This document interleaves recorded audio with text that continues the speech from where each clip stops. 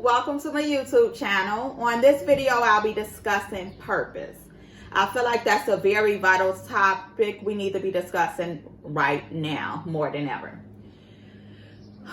When you think of purpose, what do you think of, people?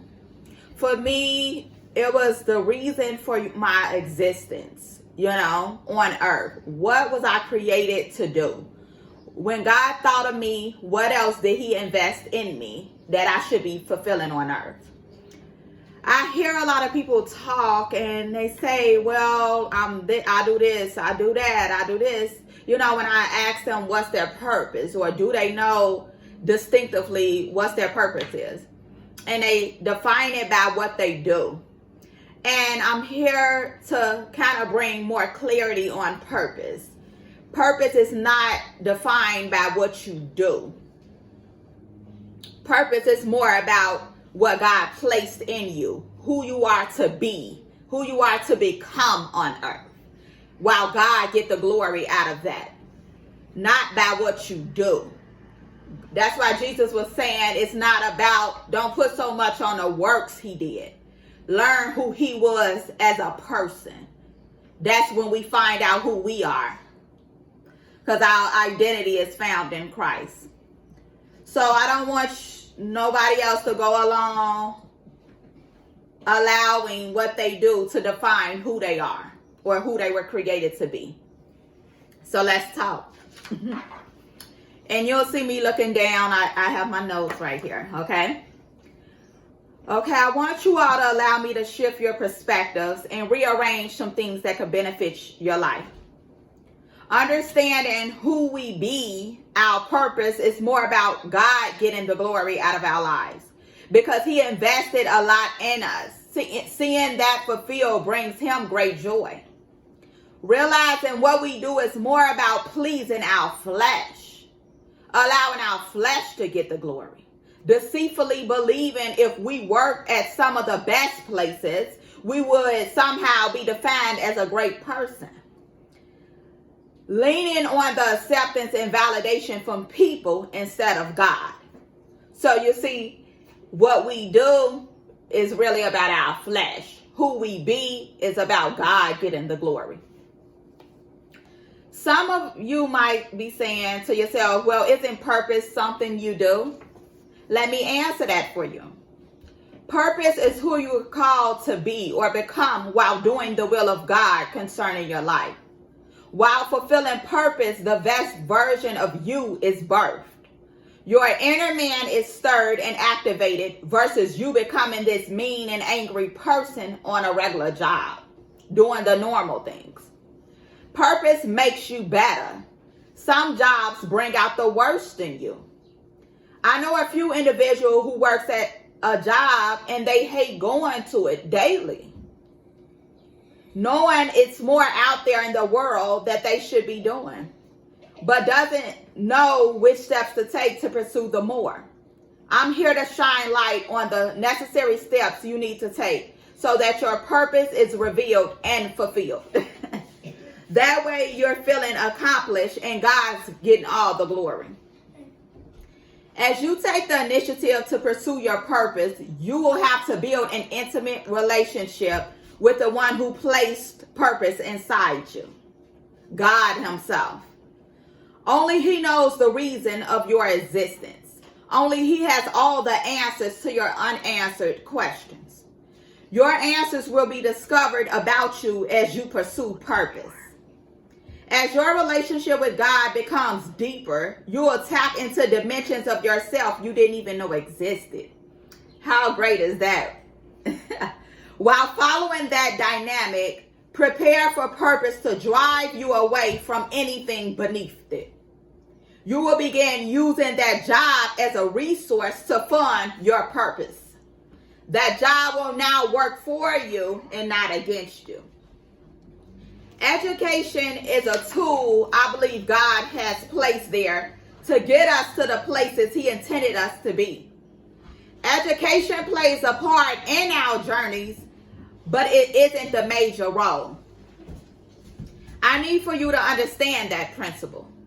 It's not a bad thing, it's just not the main thing.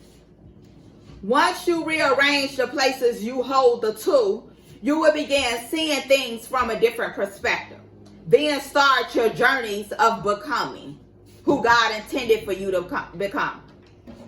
Your purpose is usually that thing you always find yourself drawn to or doing as a child. Before life happened and you went through the different experiences that may have caused you to bury the very thing you was put on earth to do and be. I found that to be true in my own life. Let me share with you my testimony and how all this came about. I remember God spoke to me one day when I was struggling in my career in the medical field. I was so frustrated because I couldn't flow how I wanted to flow. Something would always happen that would force me to come off my place of employment. We all know in a medical field that doesn't look good on your resume at all. Most times it would be my children or my husband's colliding work schedule that would cause a problem with me working. We didn't have family members or friends to help with our children, so that was very hard. It had got to a point in our lives we were paying more for childcare than I was bringing home, working a part-time job. So at that point, I had to reevaluate some things in my life. I had to become face to face with the real issue. As I was in prayer, God spoke to me and said, your passion is not your purpose. I'm saying to myself, what is he talking about? I'm good at this career. I graduated in college with honors. God, everybody couldn't do that in a medical field. Like what? What's going on? I asked God. He began to deal with me and say, your passion leads to your purpose, but it's not your purpose. I say, okay. I said, this got to be what I was born to do. Purpose pulls you from anything beneath it. Remember that. Even if it's the greatest point in your life you had ever been. That's how I felt. I thought I was at a good place financially in my life at that time. I was talking about how I would retire young and began setting a goal to do such. God disrupted all of that. I know you may have heard people say, whatever your passion is, there you will find purpose. Speaking from my life experiences, that wasn't true. You may be good at a lot of things, people, and those things may not be it. Keep that in mind. I love working in a medical field, but I had to come to the realization that wasn't my purpose. What I mastered in education was not my purpose. God began showing me how it limited my time with my family, limited my time with him. And we all know he's a jealous God. He has to be in the midst of everything we do. He comes second to nothing. He desires to spend time with us. I admit maturely now, as I look back on the situation, money had become my God. Fast forward, I came off my career. I went through a very humbling season of my life. I had to rearrange some things, prioritize some things, and get things in its rightful place in my life. My perspective had to change overall. I was determined to put things in its proper order. But it was hard letting go. But if you pray and ask God to help you release the things that you're supposed to let go in your life, that's taking a place of God or taking a place of your family, God will help you do it. He helped me. So the enemy had deceived me into believing my children and husband was the problem. If I wasn't responsible for them, I could flow and do what I like to do. That being said, I had to get me in order, accepting I got it all wrong and was willing to get it right with the help of God. So I could begin to pursue the right thing and let go of the wrong. I was then led to this book titled The Principles and Purpose of Vision by Miles Monroe. And I encourage you all to grab that book and allow it to change your life as well. God enlightened the eyes of my understanding while reading that book. What was hidden in me was starting to be revealed. Afterwards, God told me he had resurrected what I buried in my life because of life experiences. A major part of my purpose was birth. I began to write it down and plan how I would put it in action. While putting things in action, God began to keep adding to it. My purpose became clearer as long as I put things in action. So remember, faith without works is dead. He can't just don't reveal it for you to just hold it or be a host of it. No, begin to apply pressure. Put that thing in action, people. The more you put it in action, the more he'll reveal your purpose to you, the clearer it'll get.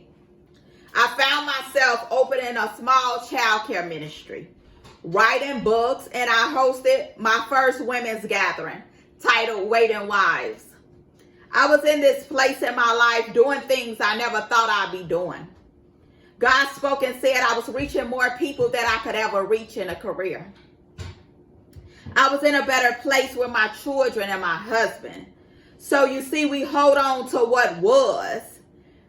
What we would never experience. If we hold on to what was, we will never experience what can be.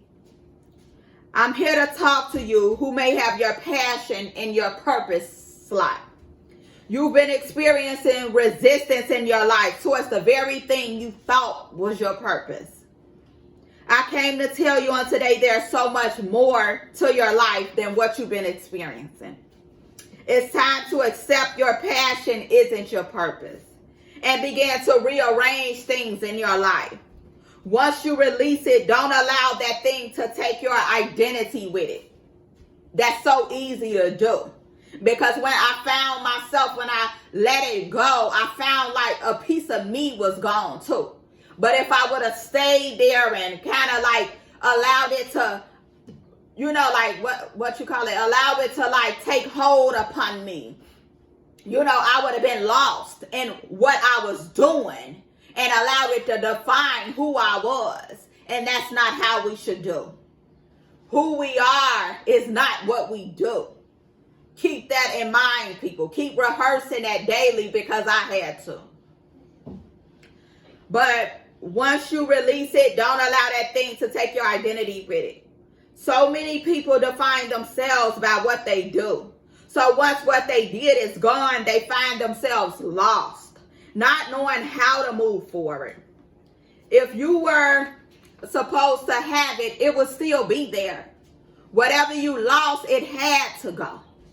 Greater is ahead of you. And in order to see it, you have to keep moving forward. It's waiting on you to get there. Purpose is calling you.